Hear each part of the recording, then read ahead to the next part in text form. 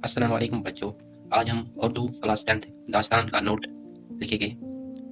तो बच्चों, जैसे मैंने ये नोट लिखा है, आपको भी ये ऐसे ही लिखना है। उतना बड़ा नहीं है, एक पेज में ये नोट सारा पहुंचेगा। तो बच्चों चलो स्टार्ट करते हैं। दास्तान एक कदीम नसरी सनफ है। दास्तान जो है ये एक कदीम नसरी सनफ है। नसरी माने जो प्रोज होते हैं इंग्लिश में, वैसे यहाँ पर नसरी का इस्तेमाल हुआ है। कदीम ज़माने में दास्तानों का रिवाज आम था। जो पुराना ज़माना था, जो था उस वक्त दास्तानों का रिवाज आम था। दरबारों में दास्तान गो मुलाजिम रखे जाते थे।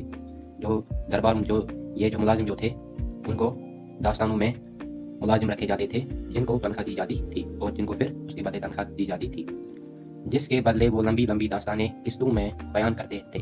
जिसके बदले वो जो कि ये दास्तान जो थे उसको किस्तों में बयान करते थे, मतलब छोटे छोटे हिस्सों में लिखते थे। दास्तान में वाक़ात को परकशिश अंदाज में पेश किया जाता था। जो दास्तान जो था उसको परकशिश अंदाज में पेश किया जाता था, मतलब जो ये दास्तान था उसको इंटरेस्टेड में लिखा जाता था, ताकि पढ़ने वाले की दिलचस्पी और नशश बरकरार रहे, ताकि जो पढ़ने वाला जो होगा उसकी दिलचस्पी उसमें बरकरार रहे। पढ़ने वाला बराबर ये सोचता था कि अब आगे क्या होगा। जो पढ़ने वाला जो था वो ये सोचता था कि जो ये दास्तान जो है इसको आगे अब क्या होगा। दास्तान में ज़्यादातर ख्याली किस्से होते थे। जो ये दास्तान था उसमें ज़्यादातर ख्याली किस्से होते थे और माफूक अलफितरत अनासिर यानी जिन्नों देवों और परियों के महीरुल उकूल कारनामे बड़े हैरत अंगेज इसलूब में बयान किए जाते थे।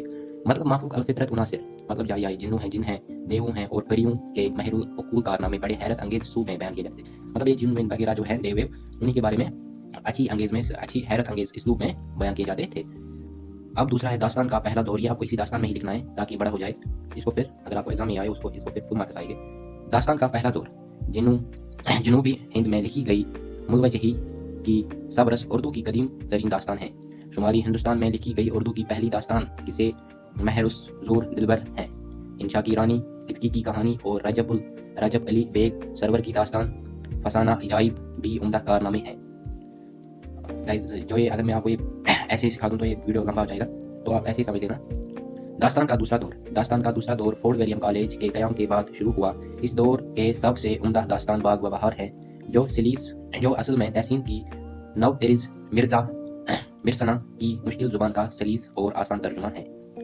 अब इसका जो नतीजा जो है, इस दास्तान का नतीजा कैसे फिर खत्म हो गया आहिस्ता आहिस्ता, तो नतीजा मतलब कंक्लूजन यही यहाँ पर लिखा गया है। शुमाली हिंद में दास्तान का रिवाज तकरीबन 100 बरस तक रहा, मगर मगरबी उलूम की आमदानी दास्तान के रिवाज को ख़त्म कर दिया और रफ्ता रफ्ता ये मुनश ज़वाल का शिकार हो गई। तो दोस्तों मिलते हैं दूसरे वीडियो में, तब तक के लिए बाय बाय। दुआओं में याद रखना।